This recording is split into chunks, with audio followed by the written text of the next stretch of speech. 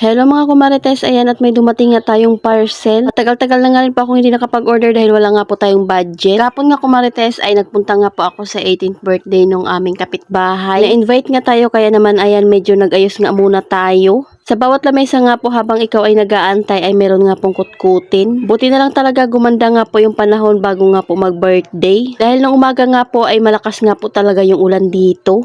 Tingnan nyo naman at ang ganda nga po talaga nung nag-birthday ko Marites. First time ko nga pong maka-attend ng ganito kaya naman hindi ko nga alam kung anong sasabihin ko. Meron nga po akong parcel na dumating bago nga po ako umalis. Kaya naman pagka-uwi ko ay nagbukas nga po agad ako ng parcel. Kailangan ko nga ito ko Marites dahil mahilig nga po kami magluto ng merienda. At kawawa na nga po yung aking non-stick na kawali dahil yun nga po yung lagi kong ginagamit. Kaya nga po ako nakakapag-order talaga ngayon kahit ang dami kong gustong bilhin. Siyempre pag walang budget ay wag nating ipilit yung ating mga gusto. Yung ganito kasi namin ay matagal na nga pong nasira iyon ni Jowa. Ano ba naman nga at hinugasan niya, hindi nga po pinunasan. 307 nga po ang bili ko nito kumarites sa Orange app. Buti na lang talaga at nauso nga po yung online shopping. Dahil hindi mo na nga kailangan pumunta ng Divisoria or Baclaran para makabili nga po ng ganito kamura. Pag dito nga lang po sa mga palengke-palengke ay panigurado aabot na nga ito ng 500 plus. Kung nga in-expect ko marites na malaki pala ito sa halagang 307. Siyempre kulay puti na naman nga po yung ating pinili para naman nga po bagay dito sa ating kusina. Nga po ay portable na lutuan, pwede ka nga magsabaw dito, magprito at mag-steamer. Hilig nga po kami magprito at hindi naman nga po namin kailangan ng lutuan na malaki. Nga po ay pang mabilisang luto. Siyempre at susubukan nga po namin itong lutuan para malaman nga po namin kung gumagana. Yan ni Jowa ay ayaw niya na nga pong gamitin itong aking binili dahil baka masira niya nga po ito. Sabi ko nga wag kang nagpapalusot ka lang para hindi ka talaga makaluto.